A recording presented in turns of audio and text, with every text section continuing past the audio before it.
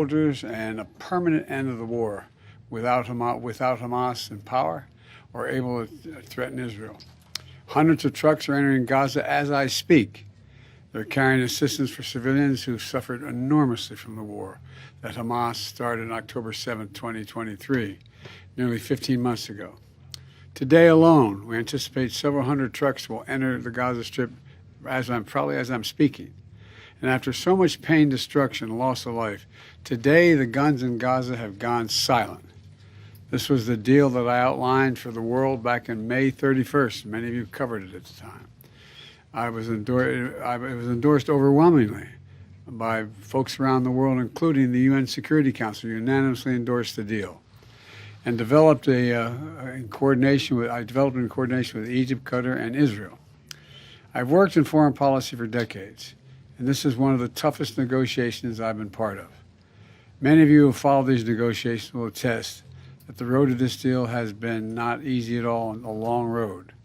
But we've reached this point today because of the pressure Israel built on Hamas, backed by the United States.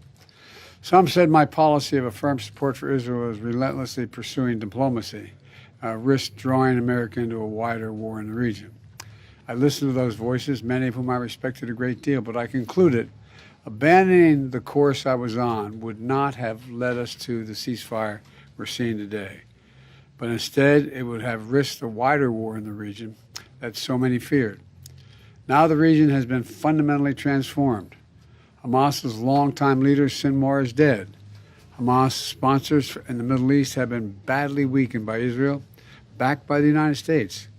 Hezbollah, one of Hamas's biggest backers, was significantly weakened on the battlefield, and its leadership was destroyed. Even as we worked for diplomatic solutions in Lebanon, we provided ongoing assistance and supported Israel's military campaign against Hezbollah, including its efforts to take out the terror infrastructure along the border between Israel and Lebanon. Israel's campaign was extremely successful, so much so that by the end of November, the United States had brokered a ceasefire in Lebanon. Hezbollah did what it said it would never do. It cut its deal and abandoned Hamas. And today, in Lebanon, there's finally a new president and prime minister, both of whom support a sovereign Lebanon without Hezbollah running the show or playing any part in it. The Assad regime next door in Syria is gone, removing Iran's ready access to Lebanon. Iran is in the weakest position in decades after the U.S. military helped defend Israel from Iranian missiles and supported Israel's military response inside Iran. Just look across the region. In Lebanon, there's an opportunity for a future free from the grip of Hezbollah. In Syria, a future free from the tyranny of Assad. For the Palestinian people, a credible path to a state of their own. And for the region and the future normalization and integration of Israel with all its Arab neighbors, including Saudi Arabia, who I've spoken with. You know, we've had many difficult days since Hamas began this terrible war. We've encountered roadblocks and setbacks, but we haven't given up. And a special thanks to my team, particularly Brett McGurk, who many of you know, who spent weeks and months working nonstop to reach this deal. Many of those weeks and months out of the country. Today's ceasefire in Gaza and the release of hostages is a result of a principled and effective policy that we presided over for months. And we got here without a wider war in the Middle East than many predicted. And now it falls on the next administration to help implement this deal. I was pleased to have our team speak as one voice in the final days. It was both necessary and effective and unprecedented. But success is going to require persistence and continuing support for our friends in the region and the belief in diplomacy backed by deterrence. So as we reflect on the news from Gaza today, we also remember all the victims of this war.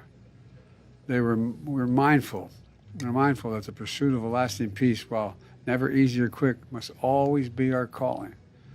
So thank you all for listening. May God bless you all. May God protect our troops. I'm looking forward to this deal being fully implemented. And I'm sorry I'm not going to take any questions now because I'm waiting. There's a whole congregation waiting for me. And I'm sure the remainder of the day I'll have an opportunity to speak with you. Thank you very much. Anything about the condition of the hostages that were released today and the others? Yes, I've just got a call saying the 3 are released into Gaza to the out of the hands of their captors, and they appear to be in good health. But it's early to tell. They may be across the border out of the Gaza Strip into Israel now. I'm not certain. Thank you. Sir, any concerns about Hamas regrouping? No. Will you remain involved in the deal as it moves forward? No way out. Proud of the deal.